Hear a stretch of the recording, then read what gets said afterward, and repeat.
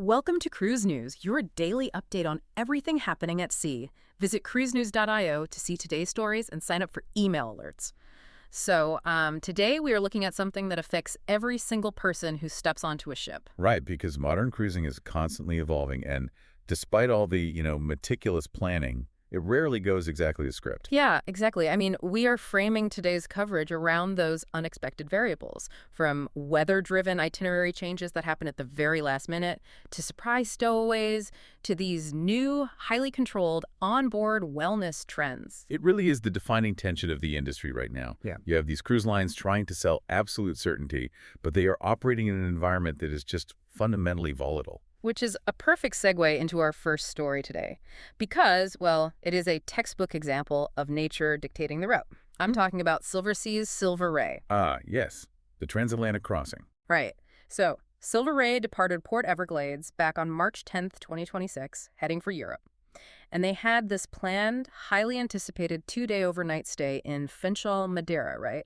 Scheduled for March 21st and 22nd. Right, which is a marquee stop for a luxury cruise. Oh, absolutely. But they ended up having to completely drop it. And I think, for you as a passenger, trying to understand why a little wind and rain cancels your stop is frustrating. Well, it's not just a little wind. The North Atlantic in the spring is notoriously unforgiving. Yeah, I was looking at the setup and trying to dock a 55,000-ton luxury ship in Madeira's exposed open ocean swell it's essentially like trying to parallel park a skyscraper in a wind tunnel.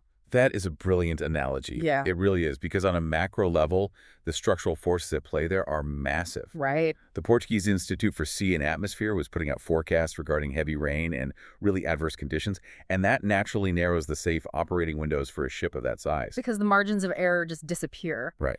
Exactly. And, this isn't even an isolated event.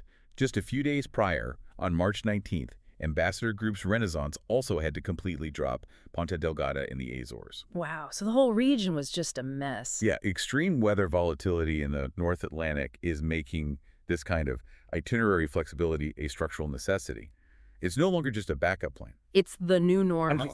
But what I found fascinating was how Silversea handled the disruption. Because in the luxury market, you have to maintain that illusion of perfection. Oh, absolutely. The recovery is almost more important than the actual disruption. Yeah. So Captain Giovanni Schiaffino, he didn't just have the front desk slide a generic printed note under the doors. He actually hand-signed letters for all 344 suites on board. That is incredible. I mean, 344 hand-signed letters. That communicates a level of personal responsibility that really diffuses passenger anger. Right, and while he's doing that, the shore concierge team is scrambling. They had to immediately pivot and build entirely new excursions for a short notice call in Leixoes, Portugal on March 23rd. Leixoes, right? Which is the gateway to Porto. Exactly. Before finally wrapping up the voyage in Lisbon on March 24th, pulling that off in a couple of days is just wild. It's a massive logistical pivot. But, while ships are constantly trying to steer clear of nature's unpredictability, sometimes nature intentionally hitches a ride. Oh, man. Yes. This is probably my favorite story of the week. The Stowaways. It is wild. So we are talking about Benito and Concho. The two burrowing owls. Right. These two owls accidentally traveled all the way from Miami to Spain aboard Royal Caribbean's Allure of the Seas. Starting back in February 2025, and they were just hanging out in the ship's 18-deck open-air Central Park, right? And the adults-only solarium lounge. Yeah, living their best lives on a transatlantic cruise. Which, okay, I have to ask this because it poses a really funny philosophical question. Cruise lines spend literally millions of dollars building these massive artificial ecosystems like Central Park to give passengers a taste of nature. Right. So should the industry really be surprised when actual wildlife decides to move in and treat it like a real habitat? I mean, it's a fair point. You build a park, the park animals are going to show up. But on a structural level, this creates a massive logistical headache for global wildlife networks. I can't even imagine the paperwork. Oh, it's immense. The Bird's Journey tested all sorts of international quarantine rules. It required this huge cross-border effort involving the CS Network, the U.S. Fish and Wildlife Service, and multiple Florida state agencies. Wow, just get two owls back home. Exactly. Because they were taken to the Foundation for Research in Ethology and Biodiversity in Toledo, Spain, for rehabilitation. Right. I read that the vets there specifically worked to minimize human imprinting. They didn't want the owls getting too comfortable around people. Because the goal was always to bring them back. And they successfully did.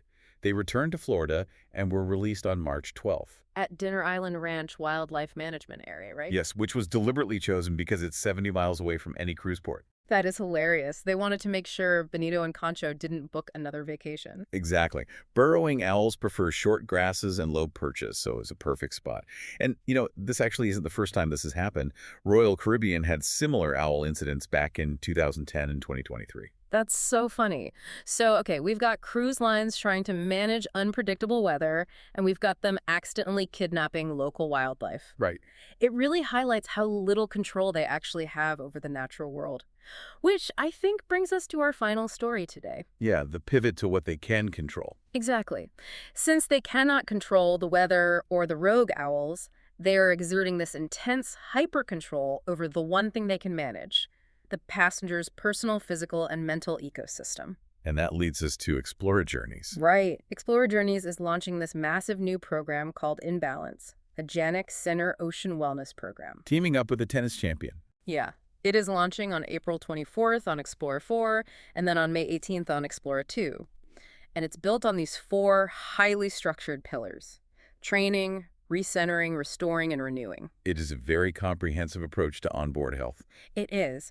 But I have to push back a little here. I mean, this sounds less like a relaxing vacation and more like checking into a high-performance athletic training camp. It really does. Like, are cruise passengers actually looking for, structured habits and performance focus, or do they just want a deck chair and a pina colada? Well, historically, yes, it was all about the pina colada. But there has been a major structural shift in the industry. Wellness is basically the new battleground for loyalty at sea. Really? More than the food or the show? Oh, absolutely. It rivals dining and destinations now. Anna Nash, the president of Explora Journeys, actually talked about this. She said the program is designed to provide composure and meticulous focus. Composure and meticulous focus on a vacation. Right. The industry is pivoting away from those, quick 20-minute treadmill sessions to these holistic, long-term vitality habits that are supposed to last way beyond the voyage itself. That makes sense. It's like, the ocean is chaotic, so let's make your internal state as controlled and optimized as possible. Exactly. And they are going all in on this. Jannik Sinner himself is actually going to join the prelude journey of Explora the Third. Oh, wow. When is that? That's from Genoa to Marseille, from July 24th to 25th in 2026. He'll be offering Q&As, there's a charity gala, and even private coaching. That is wild. Private coaching with a tennis star on a cruise ship. Yeah, and all of this is right before the ship's official maiden voyage, which heads out on August 3rd from Barcelona. It's just a totally different era of cruising. You really gave me something to think about with all this. Well, I'll leave you with one final lingering thought that kind of builds on everything we've talked about today. Okay, let's hear it. With these cruise ships becoming increasingly complex, hosting living parks that attract native wildlife, dodging volatile oceanic weather systems with these massive overnight itinerary pivots. Yeah. And now, engineering the long-term psychological and physical habits of their passengers? Yeah. Are we witnessing the evolution of cruise ships from mere vacation vehicles into floating, self-contained cities? Wow, yeah. They have to manage the exact same ecological and psychological challenges as actual nations at this point. That is a wild perspective. They really are floating micronations trying to tame the ocean. Well, that is all the time we have for today's deep dive. It's been a great conversation. Thanks for listening to Cruise News. Visit cruisenews.io to catch up on the latest updates and sign up for free email alerts.